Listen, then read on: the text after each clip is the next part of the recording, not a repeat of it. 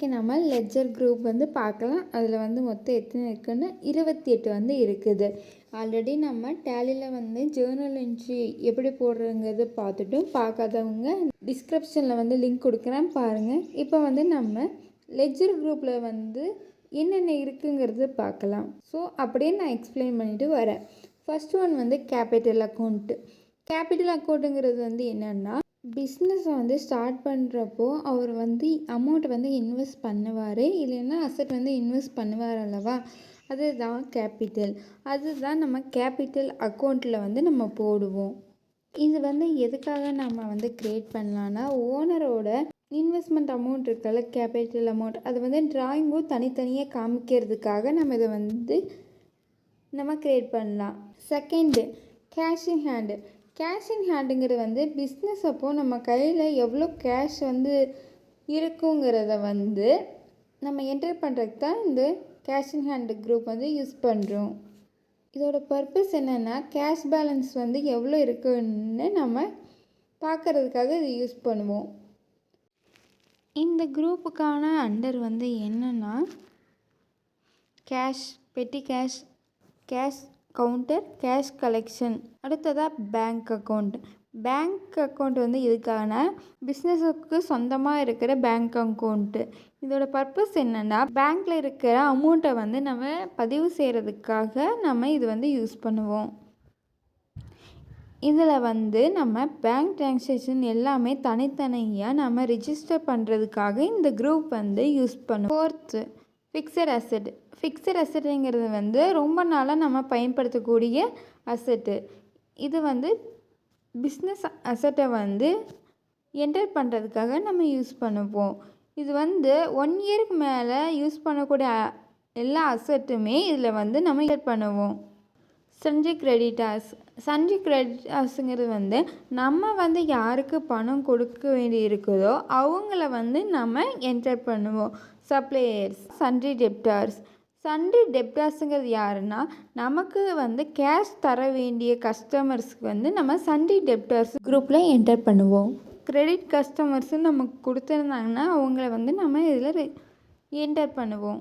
Purchase account. Purchase அக்கௌண்ட்டுங்கிறது என்னென்னா, பிஸ்னஸில் வந்து நம்ம விற்பனை செய்கிறதுக்காக வாங்கக்கூடிய குட்ஸ் எல்லாமே இதில் தான் நம்ம என்டர் பண்ணுவோம். இது வந்து பர்ச்சேஸ் டிரான்சாக்ஷன் மட்டும்தான் இதோடைய பர்பஸாக இருக்குது. அடுத்ததாக சேல்ஸ் அக்கௌண்ட்.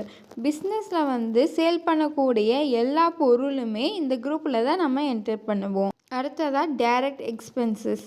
டைரக்ட் எக்ஸ்பென்சஸ்ங்கிறது வந்து என்னென்னா, இப்போ நம்ம ஒரு பொருள் வாங்குறப்போ அதுலேன்னா அதை வந்து நம்ம தயாரிக்கிறப்ப அதில் ஏற்படக்கூடிய செலவு தான் நம்ம டைரக்ட் எக்ஸ்பென்சஸ்ன்னு சொல்லலாம். இது வந்து கால்குலேட் பண்ணுறதுக்காக. அப்படின்னா என்னென்னா, பிஸ்னஸில் வந்து நடத்துறதுக்காக காமனாக ஏற்படக்கூடிய செலவு. எக்ஸாம்பிளாக ஒரு ப்ராடக்ட்டுக்காக நம்ம ஏதாவது மேனுஃபேக்சர் பண்ணுறப்போ அவங்களுக்காக வேஜஸ், அதாவது கூலி கொடுப்பல, அதான். அடுத்ததாக இன்டைரக்ட் எக்ஸ்பென்சஸ். அப்படின்னா என்னென்னா, பிஸ்னஸில் வந்து நடத்துறதுக்காக காமனாக ஏற்படக்கூடிய செலவு. இதோட பர்பஸ் என்னென்னா, ஆஃபீஸ் எக்ஸ்பென்சஸை வந்து நம்ம பதிவு செய்கிறதுக்காக. அடுத்தது டைரக்ட் இன்கம். டைரக்ட் இன்கம்ங்கிறது வந்து என்னென்னா, பிஸ்னஸோட இம்பார்ட்டண்ட் ப்ராசஸில் இருந்து வரக்கூடிய இன்கம்மை தான் நம்ம டைரக்ட் இன்கம்னு நம்ம சொல்லுவோம். அதான் இன்டைரக்ட் இன்கம். இன்டைரக்ட் இன்கம்ங்கிறது வந்து என்னென்னா, சேல்ஸ் இல்லாமல் வேறு வழியிலேருந்து வரக்கூடிய இன்கம்மை வந்து இன்டைரக்ட் இன்கம்னு சொல்லுவோம். அதாவது இதனுடைய பர்பஸ் என்னென்னா, அது இன்கம் சோர்ஸ் வந்து நம்ம என்டர் பண்ணுறதுக்காக இந்த இன்டைரக்ட் இன்கம் வந்து நம்ம போடுவோம். அடுத்ததாக கரண்ட் அசெட். கரண்ட் அசெட்டுங்கிறது என்னென்னா, 1 இயர்க்குள்ளே வந்து அதை கேஷாக மாற்றக்கூடிய இல்லைன்னா பயன்படுத்தக்கூடிய அசெட் தான் நம்ம கரண்ட் அசெட்டும்போம். ஷார்ட் டைம் அசெட்டை வந்து என்டர் பண்ணுறதுக்காக இந்த இது வந்து யூஸ் பண்ணுறோம். இதுதான் கரண்ட் லைபிலிட்டிஸ். கரண்ட் லைபிலிட்டிஸுங்கிறது என்னென்னா, 1 இயர்க்குள்ளே வந்து செலுத்தக்கூடிய கடன்கள், அதை தான் நம்ம கரண்ட் லைபிலிட்டிஸ்ன்னு சொல்கிறோம். இதனுடைய பர்பஸ் என்னென்னா, ஷார்ட் டைம் லைபிலிட்டிஸை வந்து என்டர் பண்ணுறதுக்காக. இன்வெஸ்ட்மெண்ட். இன்வெஸ்ட்மெண்ட் என்னங்கிறது என்னென்னா, ப்ராஃபிட்டுக்காக நம்ம இன்வெஸ்ட் பண்ணுற முதலீடு. இதனுடைய பர்பஸ் என்னென்னா இன்வெஸ்ட்மெண்ட் மட்டுமே இது வந்து என்டர் பண்ணுறதுக்காக யூஸ் பண்ணுறோம். லோனுங்கிறது என்னென்னா நம்ம ரிட்டர்ன் செலுத்தக்கூடிய கடன். எக்ஸாம்பிளாக bank loan, personal loan, business loan அந்த மாதிரி லோனில் நம்ம திரும்ப செலுத்தணும். அதை வந்து நம்ம இந்த லோனுங்கிற அண்டரில் வந்து நம்ம போடணும். அடுத்ததாக செக்யூர்டு லோனுங்கிறது என்னென்னா நம்ம ஏதாவது அடமானம் வச்சு வாங்க கடனை தான் நம்ம செக்யூர்டு லோனுன்னு சொல்லுவோம். எக்ஸாம்பிள் பார்த்தோம்னா ஹோம் லோன், கோல்டு லோன் அந்த மாதிரி ஏதாவது ஒரு அசட்டை வந்து நம்ம அடமானம் வச்சு வாங்கக்கூடிய கடனை வந்து இதில் என்டர் பண்ணுவோம். 18 அன்செக்யூர்டு லோன், அதாவது அடமானத்துக்கு இல்லாமல் நம்ம வாங்குகிற கடனை அன்செக்யூர்டு லோனுன்னு சொல்லுவோம். அதாவது ஃப்ரெண்ட்ஸ் கிட்ட, ரிலேட்டிவ்ஸ் கிட்ட வந்து நம்ம லோன் வாங்குகிறோம்ல அந்த மாதிரி. டியூட்டிஸ் அண்டு டேக்ஸ், கவர்மெண்ட்டுக்கு வந்து நம்ம செலுத்த வேண்டிய டேக்ஸை தான் நம்ம டேக்ஸ் அண்டு டியூட்டிஸ்ன்னு சொல்கிறோம். இது வந்து எக்ஸாம்பிளாக நம்ம ஜிஎஸ்டி, டிடிஎஸ், ப்ரொஃபஷ்னல் டேக்ஸுங்கிறது மாதிரி வரும். அடுத்ததாக ப்ரொவிஷனுங்கிறது என்னென்னா ஃப்யூச்சரில் வந்து ஆகக்கூடிய எக்ஸ்பென்சஸ் வந்து அது இப்போவே நம்ம வந்து தனியாக எடுத்து வைக்கிற ஒரு அமௌண்ட்டு தான் ப்ரொவிஷன்னு சொல்கிறோம். எக்ஸாம்பிளாக நம்ம provision for tax, provision for bounce அந்த மாதிரி இருக்கிறத நம்ம எடுத்து வச்சுக்கலாம். அடுத்ததாக ரிசர்வ் அண்டு சர்ப்ளஸ். பிஸ்னஸில் வந்து நம்ம சேமித்து வைக்கிற லாபத்தை தான் நம்ம ரிசர்வ் அண்டு சர்ப்ளஸ்ன்னு சொல்கிறோம். எக்ஸாம்பிளாக பார்த்தோம்னா ஜென்ரல் ரிசர்வ், கேபிட்டல் ரிசர்வ் மாதிரி. 22 பிரான்ச் அண்ட் டிவிஷன், ஒரு கம்பெனியோட பிரான்ச்சு அதுதான் நம்ம இதில் வந்து என்டர் பண்ணுவோம். எக்ஸாம்பிளாக Chennai branch, Salem, Madurai, Coimbatore branch.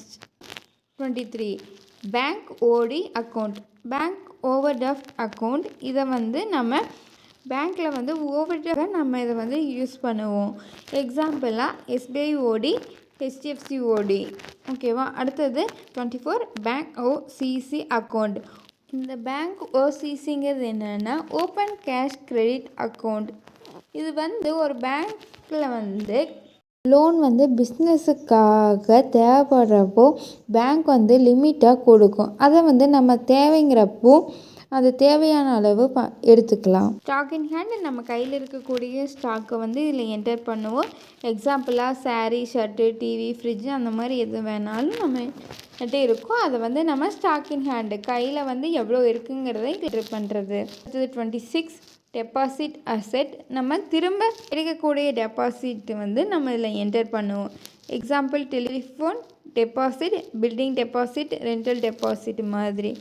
Miscellaneous எக்ஸ்பென்சஸ்ங்கிறது என்னென்னா இப்போ நம்ம அதுக்கான எக்ஸ்பென்சஸ் வந்து பண்ணாலும், இப்போ இந்த இதுக்கான செலவு பண்ணாலும் அதோட பயன் வந்து ரொம்ப நாளாக வந்து கிடைக்கும். அது அந்த மாதிரி இருக்கக்கூடிய எக்ஸ்பென்சஸ் வந்து நம்ம இதில் வந்து என்டர் பண்ணுவோம்.